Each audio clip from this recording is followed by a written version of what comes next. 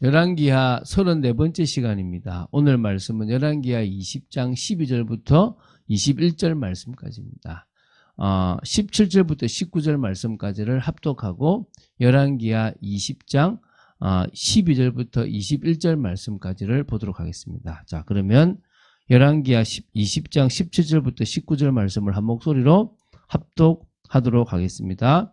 여호와의 말씀이 날이 이르리니 왕궁의 모든 것과 왕의 조상들이 오늘까지 쌓아두었던 것이 바벨론으로 옮긴 바 되고 하나도 남지 아니할 것이요 또 왕의 몸에서 날 아들 중에서 사로잡혀 바벨론 왕궁의 환관이 되리라 하셨나이다 하니 히스기야가 이사야에게 이르되 당신이 전한 바 여호와의 말씀이 선하니이다 하고 또 이르되 만일 내가 사는 날에 태평과 진실이 있을진데 어찌 선하지 아니하리요 하니라. 주야.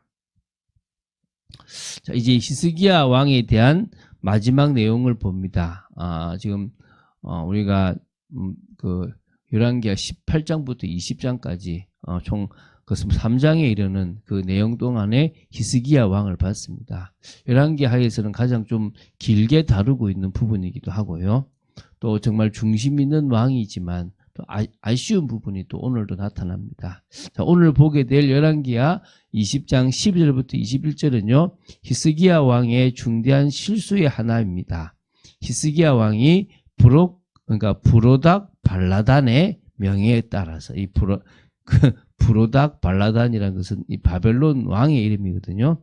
자신의 병문안을 온 바벨론 사자들에게 유다의 중요 시설물들을 다 공개하고 하나도 보여주지 않은 게 없을 정도로 그것에 대해서 이사야 선지자가 책망하고 또 앞으로 있을 심판에 대해서 예언하는 내용입니다.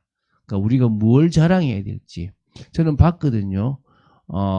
이렇게 참 겸손하신 목사님들이 어느 날 커져서 이제 우리가 성도가 넣은 거, 이 교회가 이래 된 거, 하나님 하신 걸 자랑하는데 어느 날 거기에 도취돼서 그걸 막 자랑하게 될 때가 있더라고요. 복음을 자랑해야 되는데 저도 엉뚱한 걸 자랑할 때 사실 참 많습니다. 그런 부분에서 저도 회개할 게 정말 많고요. 그래서 이런 부분에서 우리가 하나님 부어주신 은혜를 간증하고 자랑하는 부분이 될 줄 믿습니다. 자, 오늘 있었던 사건도 어제 말씀드렸지만 열왕기하 18장에 나오는 아수르 제1차 침공 이전에 있었던 사건으로 봅니다. 그렇다면 히스기야 왕이 처음의 중심이 이미 변질되어져서 그 속에 이제 침공이 있었다라고 보시면 되겠죠.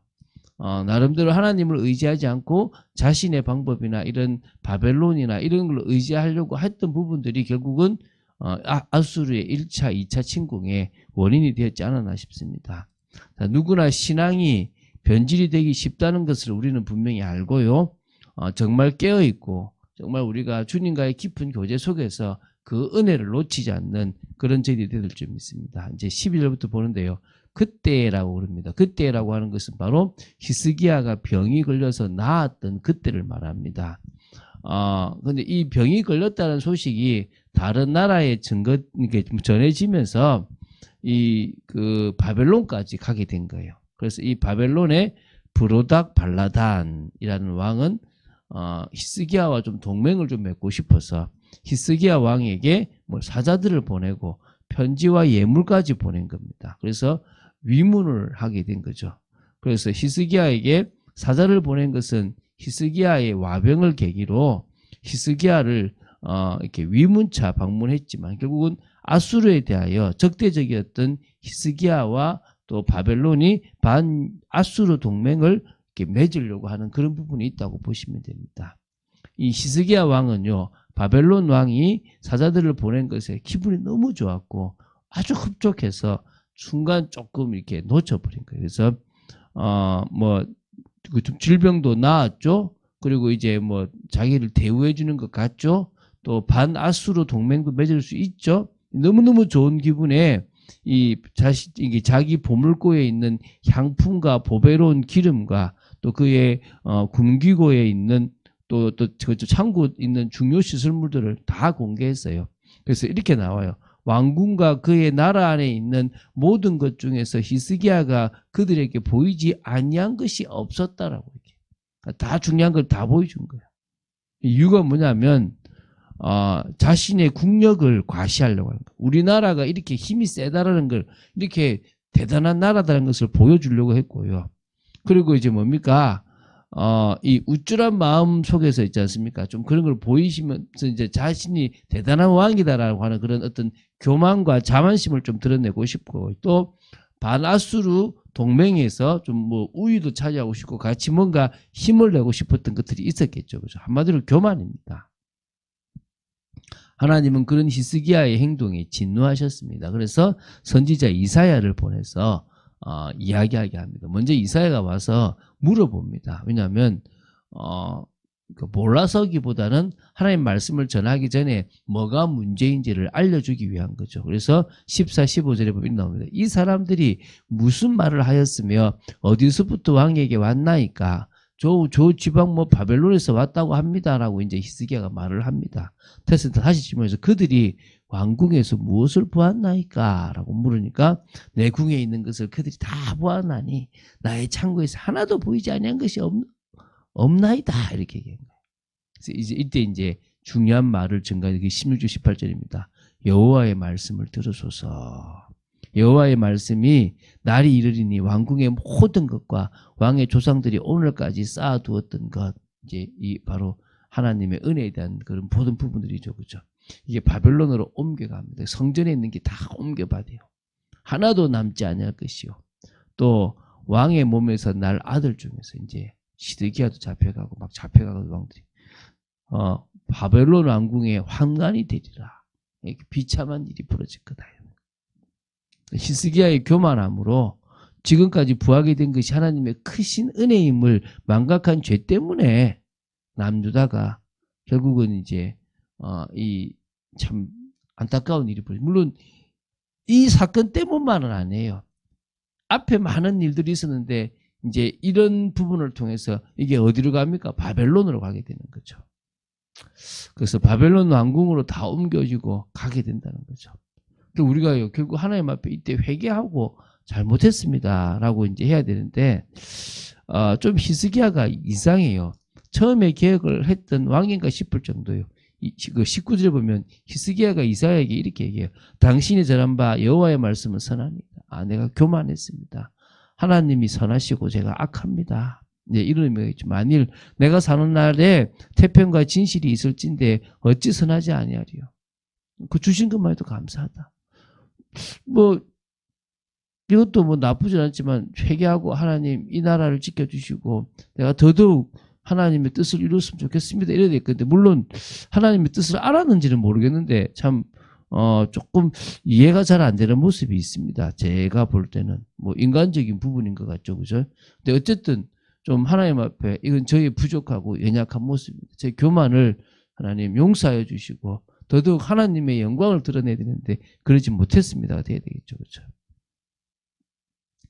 자, 20절은요. 히스기야의 남은 사적과 모든 업적이 이 유다 왕 역대 지략에 기록되었다라는 점을 하고요. 그 중에 아주 중요한 업적 하나가 이게 20절에 나와요. 그게 뭐냐 그러면은 이 저수지와 수도를 만들어 물을 성 안으로 끌어들인 일인 거예요. 이게 이제 이 아수르의 침공을 대비한 건데요. 지하수로를 통해서 기은 샘물을 예루살렘 성이 있는 이 실로암 연못으로 끌어들인 일을 가르쳐요.